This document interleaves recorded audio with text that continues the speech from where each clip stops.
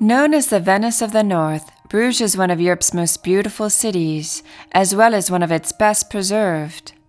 Its wealth of centuries-old architectural and artistic treasures prompted UNESCO to include the entire historical city centre on its World Heritage List in the year 2000. A walk along the maze of winding cobblestone alleys and romantic canals takes the visitor back to the medieval era.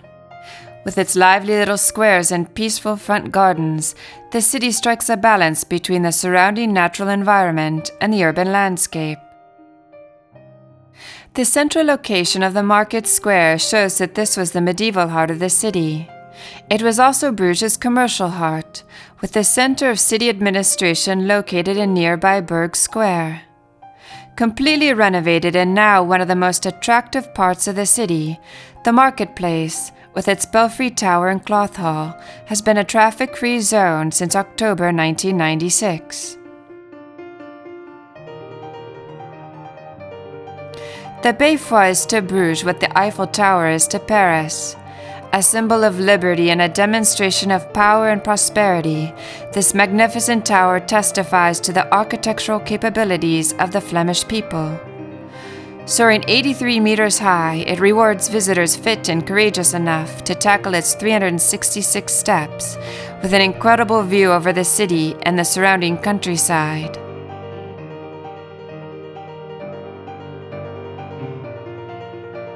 Bruges is a city with two town squares. The largest one is the Market Square, the commercial heart of medieval Bruges. The second square is called the Burg, the heart of administrative Bruges. Despite its appearance, the provincial government building, which takes up one whole side of the Markt, is of recent construction. Designed by Bike and de la Sensorie, it dates to the 19th century.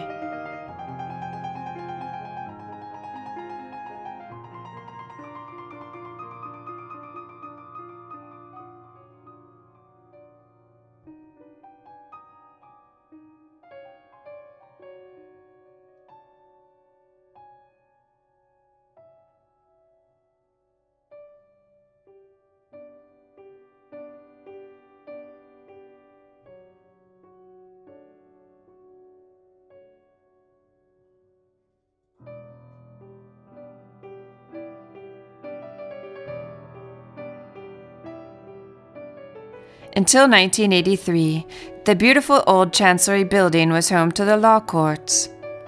The statues crowning the Chancellery date back to the 19th century and were placed there to replace the original sculptures which were destroyed during the French Revolution. They represent various historical figures connected with the law. Many paintings of a historical nature adorn the walls of the Echevins room. The building has housed the town council since the 14th century, an era when Bruges was one of the richest and most powerful cities in the Western world. The imposing town hall of the principal city of West Flanders clearly shows the spirit of the 14th century Gothic style. The tendency towards the vertical that is seen in this work of medieval architecture is accentuated by the simple and graceful ornaments of the windows. The modern statues ensconced in the niches of the facade represent various characters from the lively history of Bruges and the country of Flanders. On the first floor of the town hall is the majestic Gothic room, or Gothische Saal, one of the most important places in the city. Its splendid wooden Gothic vault rests on corbels carved with biblical scenes, themselves masterpieces.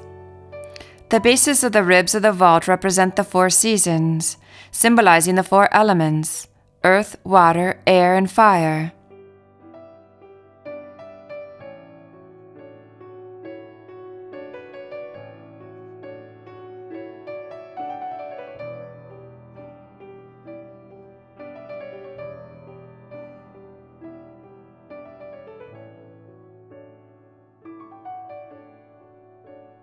Since 1149, Bruges' Basilica of the Holy Blood has housed a fragment of cloth stained with what is said to be the coagulated blood of Christ, wiped from his body after the crucifixion by Joseph of Arimathea. The facade of the basilica, with its 3 flamboyant-style arches and gilded statues, was erected between 1529 and 1534. Originally built in the 12th century as a chapel, it was promoted to basilica in 1923. The Basilica of the Holy Blood consists of a Romanesque lower chapel and a Gothic upper chapel. The 2 levels could not be more different. The Romanesque lower level is austere with very little decoration, while the Gothic upper level is alive with color and detail. The lower chapel, the Chapel of St. Basil, is the only Romanesque church in West Flanders, dating from the first half of the 12th century. The upper chapel was originally Romanesque as well, but is now Gothic with mostly modern decoration. It is lit by stained glass windows and covered with murals, including a brightly painted altar backdrop depicting the Trinity, and scenes relating to the Holy Blood relic.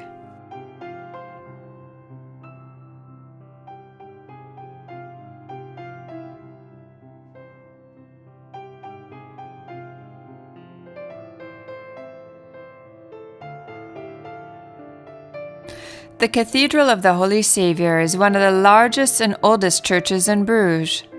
Built mostly in the Gothic style, it nevertheless preserves some traces of its Romanesque origins. Construction was begun in 1280 and completed in 1350. The choir and transept of the cathedral are adorned with a series of well-preserved 18th century tapestries.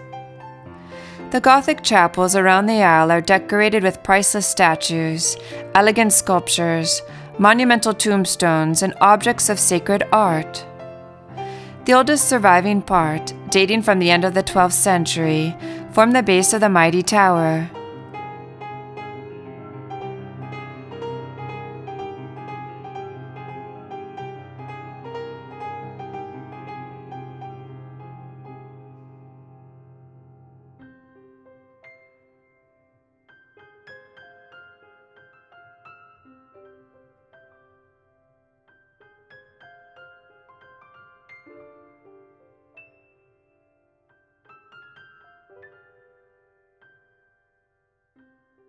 In 1839, a fire destroyed the roof of the cathedral.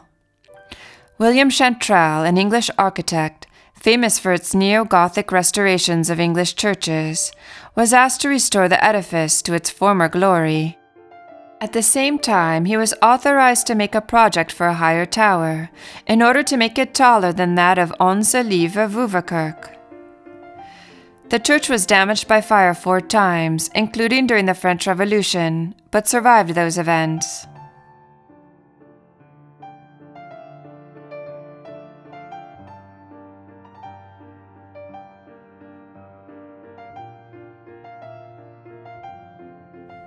The luxurious Gruuthuse mansion, which has perhaps the greatest stylistic homogeneity of all the building complexes in Bruges, is presently home to a museum which brings to life this city's tumultuous history. The Gruuthuse Museum is housed in the magnificent city palace of Louis, the Lord of Gruuthuse, and had been in the family's possession for generations. As a matter of fact, their name is derived from their main economic activity, trading Gruut, then the most important ingredient of beer. They were granted the exclusive use of the Gruut in Bruges, which meant that they alone were allowed to sell it.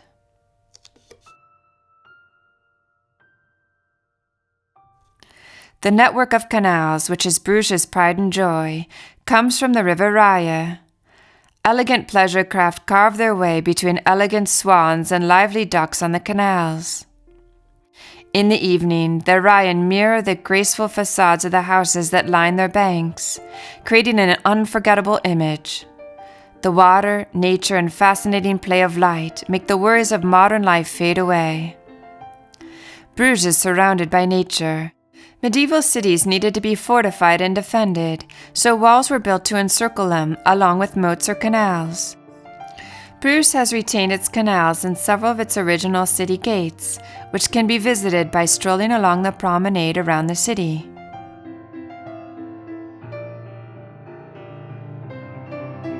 The Poedersloger was, until 1890, home to the city's academy, which lent its name to the street.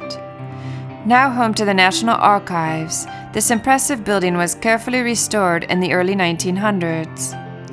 A few centuries ago, when Bruges was still a very important maritime city, the port was located near the Putersloge.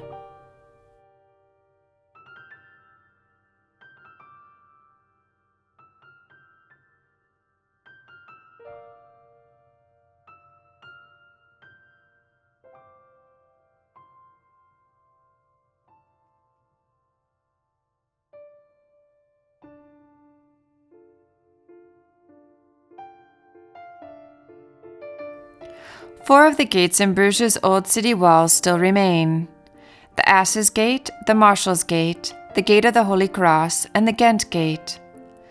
A peaceful green park now stretches along the place the old city walls once stood. The peace and tranquility around the Asses Gate make this a favorite nesting area for swans.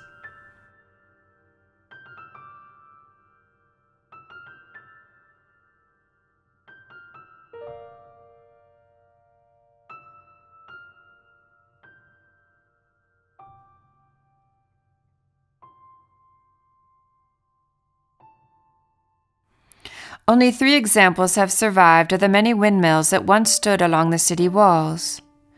These are the New Parrot, the Boncherry, and St. John's Mill, which is now a museum.